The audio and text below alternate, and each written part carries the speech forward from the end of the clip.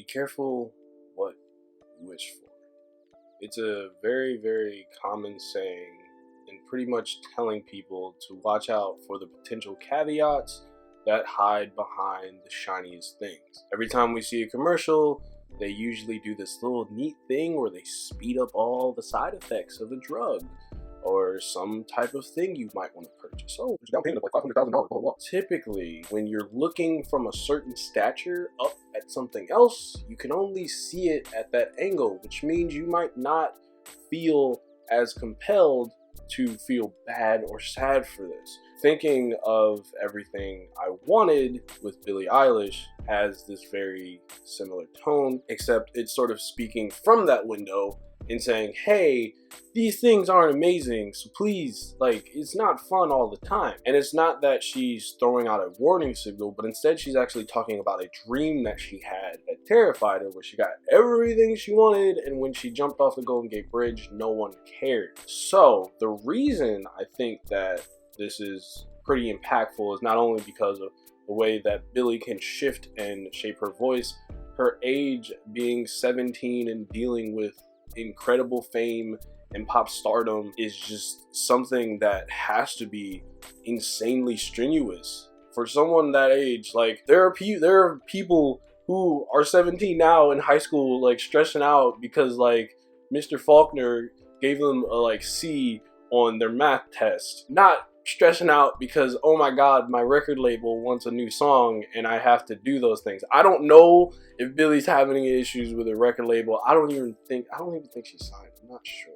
I don't believe so, but I will double check and correct myself if I'm wrong. Being that she is diving into something like that, and again, the nuance behind it is that everything we want typically looks really shiny from a distance, and sometimes up front it's a little bit dustier than we expected, and there's nothing wrong with that. But imagine basically having everything you want like that. Suddenly all of the work that you've been doing is done. You don't have anything to do anymore, and depending on what you're chasing, if that's the biggest goal or the littlest goal, it's like, what do I do now? What do I do now? Like, you just achieved everything you wanted. You can't go any further. When people struggle, it's not that struggle is good, and I am not sitting here advocating you should just, just be broke and poor and sad for the rest of your life, because eventually when things get better, then you'll be so happy that you went through that so you can be humbled. Not necessarily true, because typically we kind of want the next generation to not suffer. We get older and be like, what is this generation saying? I don't understand any of this. But we typically want the next generation to not have to suffer as much. When you have someone who is achieving such insane things, this is the other side of it, where she's getting probably everything she might have wanted because she can probably afford it now. I don't know. I don't know her financial status or anything, but I'm just saying, not only getting everything you want is kind of a detriment if it doesn't happen gradually, but it's also the fact that just having a minute amount of success is pressure filled, and pressure can make diamonds, but typically those diamonds are what we call celebrities and not normal people whose minute victory might include, hey, my check cleared this month and I can afford 2 burgers at Five Guys. Any kind of victory that can be a prelude to even more things is pressure within itself. It's like, oh my god, I did a thing, and now people might want me to do more thing. Oh, that's no thank you. Because you're now trying to recreate the same thing that you did before. In doing so, you almost become a workhorse. You become a robot trying to just churn out this same thing because so many people like it so much. It's why some people feel like money just corrupts a lot of things. Money is the root of all evil. Absolute power corrupts absolutely. It's very difficult to navigate something like that.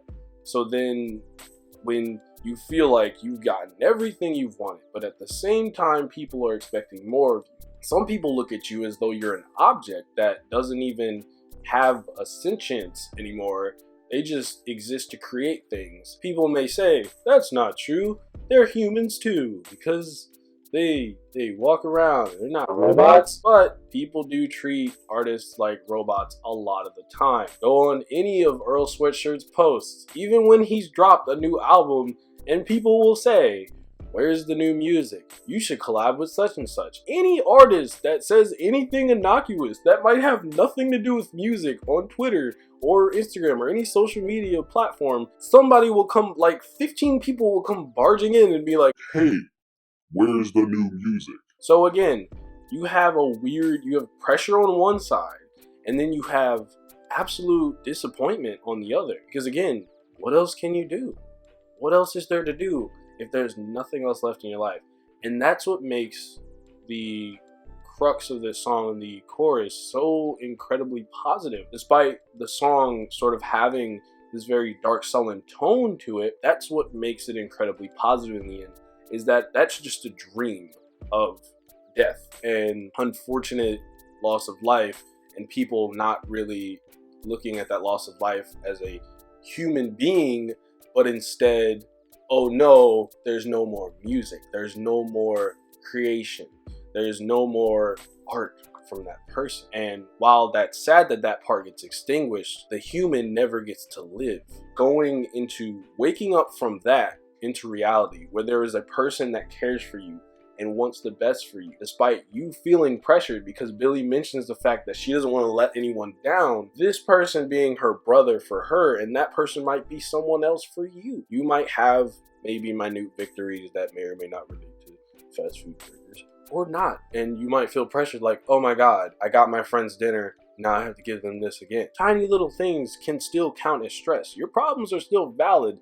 They might not equal the same as someone else's, but that doesn't make them any less valid, and that's the most important thing. And that's why I like the fact that for her person is her brother. They keep each other from falling too far into the abyss. The fact that she has someone like that is incredibly important. Everyone needs a good support system, and obviously friends can't just be all like around you all the time, but it's important to have someone in your life that basically says like, it's all good, bro, like you're a good person, you're trying your best, and these crazy people around you that are trying to just make you do things, they don't deserve you as a person, because they don't look at you as a person, and you deserve to be looked at and cared for as a person. I like the fact that this is the anchor of the song, even though, like I said, overall it's pretty dark and drastic. You have someone committing suicide, you have someone feeling immense pressure from people all around her that might have varying levels of like care for her, if they care at all, which is a thing that she mentions. She's like, it doesn't even look like anyone cared when I jumped off. And then talking about how like she tried to scream, but she was underwater. It felt like she was underwater. And I think that people who are able to hide the way that they feel about things or continually suppress the things that they feel are typically able to do that because it feels as though like everyone around you doesn't necessarily have either the time, the patience, or the care to listen. So it's nice when that's just a nightmare and not reality. Unfortunately for some people, that nightmare is reality, and hopefully they are able to find the assistance they need. Coming back to the song, it's a very pretty, although sad song, and like I said, I like the very positive reaffirmation of like, they don't deserve you. You're better than what people think that you are. You're not an object. You are a person. They don't see you as that, but that doesn't matter because I care and you know that you are awesome. I think that's just something everybody should know. As long as you're not murdering or raping or being an all-around dick, just don't do it. But also, don't get everything you wish for immediately. I think that working gradually towards something has a lot of benefits, because then there is a feeling of fulfillment. And it's different for all of us. So I can't really attest to that. I don't want to say, oh, don't achieve any goals and just be sad for like a billion years, and then in that 1 year, you can feel some kind of serotonin. No, I'm saying hopefully your struggles aren't so intense that you can't do anything, and that you can achieve happiness in an optimal time frame that doesn't leave you with gray hairs and a lot of bitterness towards the entire universe. That is everything. By Billie Eilish. I would say the aftertaste, a little bit sad, a little bit fresh overall. This tastes good. I like it. Well, this guy says, I never want to be a junior. It seems funny for like 2 seconds, and then it's like, wait, no, nah, I'm good. I'm straight. I don't need to make anyone's wishes come true. Like right now, I wish I could come up with a better outro. But I can also wish for this video to end. Check this out. Crap. It didn't work. Someone. Dang it.